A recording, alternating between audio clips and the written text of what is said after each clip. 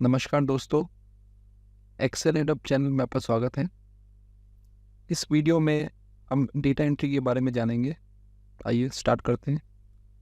Data entry सबसे basic चीज़ है जो हम एक्सेल में करते हैं। इसमें कुछ रूल्स और कॉन्सेप्ट्स है जो आपको आने चाहिए। मैंने वर्कबुक खोली है, इसका नाम डेटा है, या ऊपर आप देख सकते हैं। इसको थोड़ा हम जूम इन कर लेते हैं। लोअर राइट साइड में जो स्लाइडर है उसको स्लाइड करके इसको जूम कर लेते हैं। तो यहाँ एंट्री करेंगे। यहाँ सेल्स हमने लिख दिया। अब यहाँ पे हम एक्सपेंस लिखेंगे, प्रॉफिट लिखेंगे। तो आप देख रहे होंगे इसमें कि जब भी मैं टेक्स्ट टाइप कर रहा हूँ ये लेफ्ट अलाइंड है। चलिए अब इसको अगर सपोज एक्सपेंसेस के जगह में मुझे ओवरहेड लिखना है तो मैं सिंपली अपना ये इसको एक्टिव करूँगा, इस सेल को, और इसमें ओवरहेड लिख दूंगा। मुझे कोई डिलीट करने की ज़रूरत नहीं है।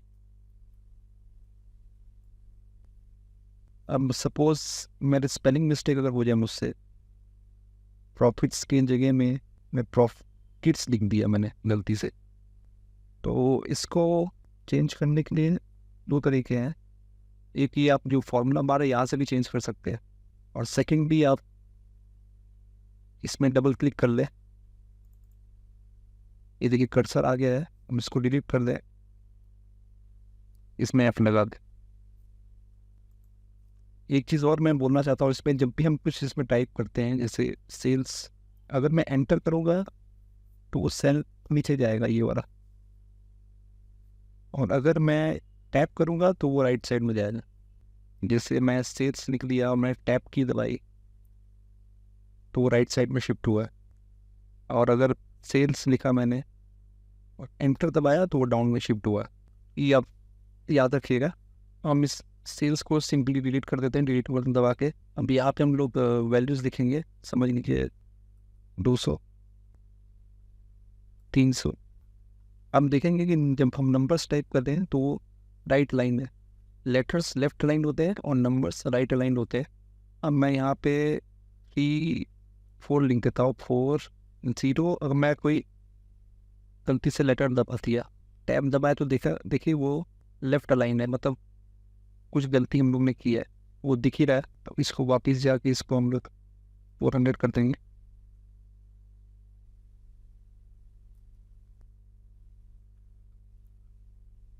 समझ लीजिए मुझे 6 मंथ्स का डेटा बनाना है, तो मैं आपको दिखा रहा हूँ एग्जाम्पल्स के तौर पे।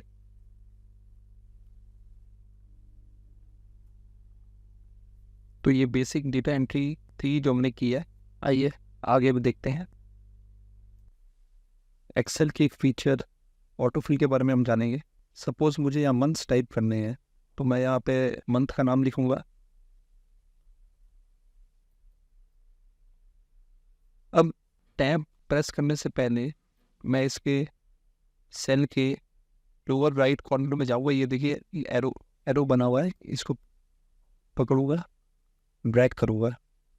देखिए नीचे अपने आप फरवरी दिखा रहा है, मार्च, अप्रैल, मई, जून। तो ये ऑटो फिल हो गया है। सपोज हम यहाँ पे अप्रैल लिखते हैं, यहाँ पर नीचे ड्रैग करेंगे,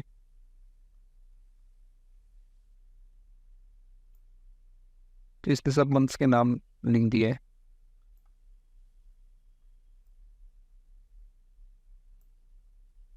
अप्रैल से स्टार्ट किया था, यहाँ पे देखिए ये मार्च आया, यहाँ पे फिर से अप्रैल मई स्टार्ट हुआ। अब हम इसको राइट में भी कर सकते हैं।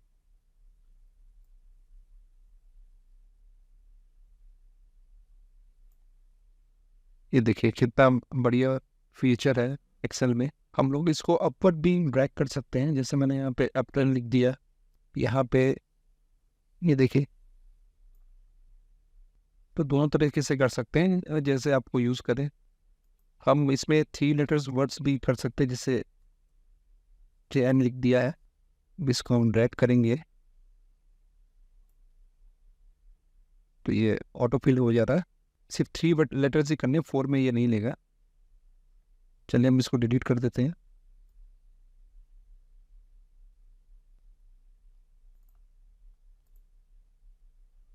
हम डेज ऑफ द वीक्स का भी कर सकते हैं सेम। जैसे मंडे हम लिखेंगे,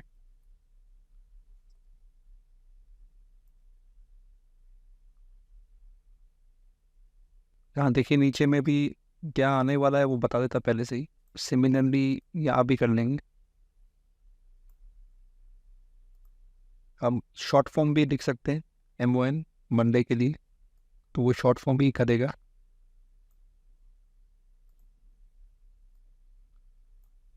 तो ये काफ़ी अच्छी फीचर है, इसमें बहुत क्विक काम भी होता है। अगर आप सपोज 4 लेटर लिखेंगे ट्यूसडे के शॉर्ट फॉर्म, तो ये इसको रिपीट कर देंगे। 3 ही आपको लिखना है। और सपोज एक चीज़ और है, अगर आप यहाँ पे Q1 लिखेंगे तो एक्सेल वही इसको क्वार्टर में कन्वर्ट कर दे रहा है। Q1, Q2, Q3 सेम यहाँ भी कर सकते हैं। आप डेट भी यूज़ कर सकते हैं, जैसे मैंने दिखा 10 जनवरी 2024। इसको पकड़ के ड्रैग करेंगे नीचे तो वो डेट भी ऑटोफिल कर देगा आपकी। तो यही ऑटोफिल फीचर है। एक्सेल में हम डेट भी डाल सकते हैं, या तो डैशबोर्ड में इस्तेमाल कीजिएगा या स्लैश का। जैसे मैं यहाँ पे लिखता हूँ 10-1-24। किसने डेट लेनी है 10 जनवरी 2024। अब यहाँ पे 10/1/24 भी लिखेंगे डेट। उसको पता है कि ये डेट हम लोग डाल रहे हैं और ये भी एक नंबर ही है, तो ये भी राइट साइड अलाइन होगा, ये याद रखिएगा। अब मैं कुछ ऐसी डेट लेता हूँ जो नहीं है, जैसे 31 नवंबर 2023। नवंबर में तो 3 दिन होते हैं। देखिए ये लेफ्ट साइड अलाइन हो गया, मतलब इसमें कुछ गड़बड़ है ये डेट में। वैसे ही आप अगर लीप ईयर देखेंगे 29 फरवरी 2016, ये लीप ईयर तक तो ये ठीक है। हम लिखेंगे 29 फरवरी 2015। देखिए ये लेफ्ट साइड अलाइन हुआ, मतलब ये लीप ईयर नहीं था, मतलब इसमें कुछ गड़बड़ है। या ऊपर फॉर्मूला बार में हम देखेंगे डेट एंड टाइम के बहुत सारे फंक्शंस है। ये जब हम फंक्शंस करेंगे तब सब इस पे चर्चा करेंगे, ये बहुत इंटरेस्टिंग फंक्शंस है इसमें।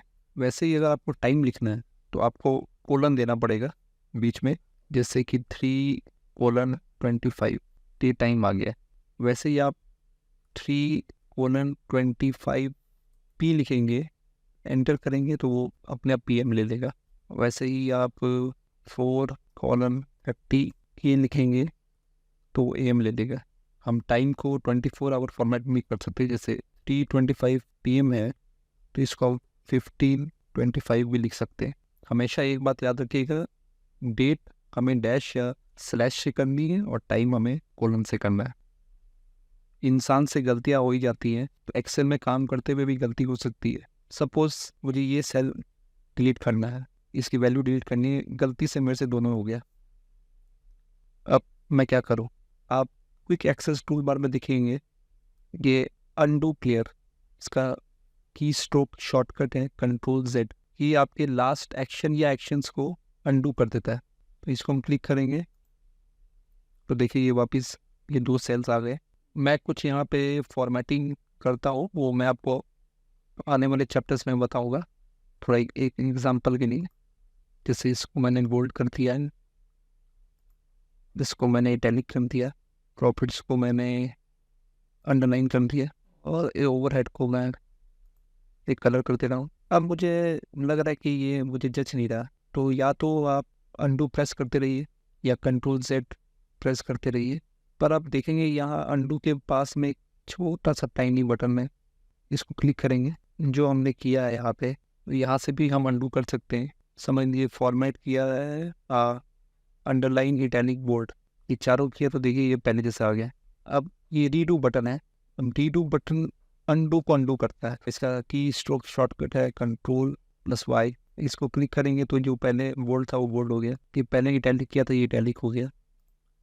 ये प्रॉफिट्स मैंने अंडरलाइन था, फिर हटाया, फिर अंडरलाइन हो गया। तो यही है अंडू एंड रीडू।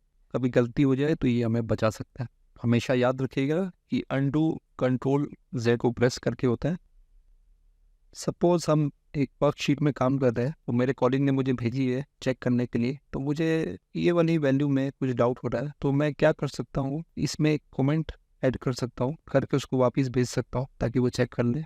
तो यहाँ पे हम जाएंगे, इसको राइट क्लिक करेंगे, यहाँ इंसर्ट कमेंट में क्लिक करेंगे। इसका की स्ट्रोक शॉर्टकट Shift+F2 है, उससे भी आप कर सकते हैं। नॉर्मली यहाँ पे आपका नाम आएगा, यहाँ पे लोअर लिखा है, तो इसमें मैं कमेंट ऐड करता हूँ,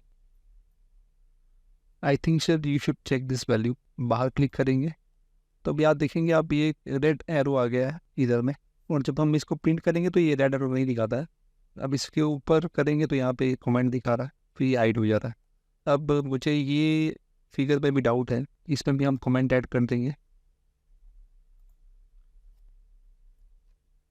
अब यहाँ भी कमेंट दिखा रहा है और यहाँ भी कमेंट दिखा रहा है। यहाँ पे आप ऊपर में रिबन में जाके रिव्यू टैब है। अब मैंने सपोज ये शीट उसको भेज दी, अब उसने देखना है कि मैंने क्या क्या है उसको क्लैरिफाई करने के लिए कहा है, तो यहाँ रिव्यू में जाके ये शो ऑन कमेंट्स आप कर सकते हैं। तो ये जितने इस शीट में कमेंट्स होंगे ये सब शो करेगा। इसको वापस हटा देते हैं। आप कमेंट को एडिट भी कर सकते हैं, सिंपली राइट क्लिक कीजिए, यहाँ पे एडिट कमेंट है, यहाँ पे आप कुछ और भी टाइप कर सकते हैं, और यहाँ पे आप इसको डिलीट भी कर सकते हैं। जैसे यहाँ राइट क्लिक किया, ये डिलीट कमेंट आ रहा है, तो आप इसको डिलीट भी कर सकते हैं। ये हमने डिलीट कर दिया, ये भी डिलीट कर दिया। तो ये टूल भी हैंडी है, कभी ज़रूरत पड़ सकती है। अब हम कोई भी वर्कबुक में काम कर रहे हैं, उसको हमको सेव करना है। जैसे ये वर्कबुक का नाम है डेटा। अगर आप इसको फर्स्ट टाइम सेव करना है तो आप फाइल मेनू में जाइए, सबसे पहले इसको जब फर्स्ट टाइम हो तो सेव एज करके सेव कीजिए, जहाँ भी आपको करना है। सेव एज दबाया मैंने, या दिस ब्राउज में डेस्कटॉप। अब यहाँ पे आपको फाइल का नेम टाइप करना है, तो मैं इसको टाइप कर देता हूँ व्यू वर्कबुक। अब यहाँ नीचे आप देखेंगे सेव एज टाइप में नॉर्मली एक्सेल वर्कबुक ही होती है, लेकिन अगर आपने ये फाइल किसी को भेजनी है जो कि पुराना वर्जन यूज़ कर रहा है एक्सेल का, तो उसमें आपका भी ऑप्शन है, जैसे ये है 97/2003 प्लस अदर ऑप्शंस भी है। लेकिन जनरली अगर सेम वर्जन जो यूज़ करता है उसके लिए ये एक्सेल वर्कबुक की ऑप्शन ठीक है। तो इसको हम सेव कर देंगे। देखिए ऊपर में नाम आ गया, न्यू वर्कबुक फाइल। अब इसको नॉर्मल अगर सेव करना है तो हम की स्ट्रोक शॉर्टकट है Ctrl+S, उससे भी कर सकते हैं, या ये क्विक एक्सेस टूल बार में हम देखेंगे यहाँ सेव, इसको भी क्लिक कर सकते हैं, या उसमें भी दिखा रहा है आपका Ctrl+S, वहाँ पे भी सेव कर सकते हैं, या फाइल में जाके भी सेव कर सकते हैं। 3 तरह के ऑप्शन था, लेकिन जनरली ये ऑप्शन बेटर है। तो हमेशा याद रखिएगा, अगर आपने फर्स्ट टाइम सेव करना है तो सेव एस करके सेव कीजिए, उसके बाद में आप सेव नॉर्मल सेव कर सकते हैं, या Ctrl+S दबा के सेव कर सकते हैं। अगर आपको वीडियो अच्छी लगी हो तो वीडियो को लाइक और शेयर कीजिए, और चैनल को सब्सक्राइब कीजिए। Thank you.